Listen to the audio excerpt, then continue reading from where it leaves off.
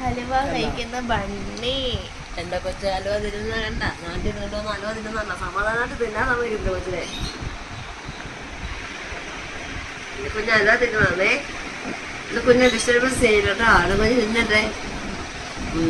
നാട്ടിൽ കൊണ്ട് ഹലുവയുടെ രുചി പിടിച്ചു പോയി. അമ്മ കൊടുക്കുന്നേ ഉള്ളൊരു വിശ്വാസം, വേറെ ആരും കൊടുത്തിട്ടോ മകൻ ചെയ്യുന്നില്ല. 2 ദിവസം സങ്കടമായിരുന്നു, ഞങ്ങൾ ഇട്ടിച്ച് പോയതിന് സങ്കടം. ഇപ്പോഴാ സങ്കടമൊക്കെ മാറി വരുന്നു.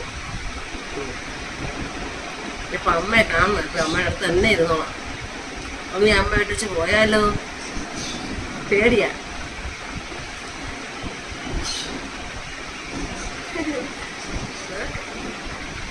അതുപോലെ കടിച്ചു വന്ന് ഇരുന്ന്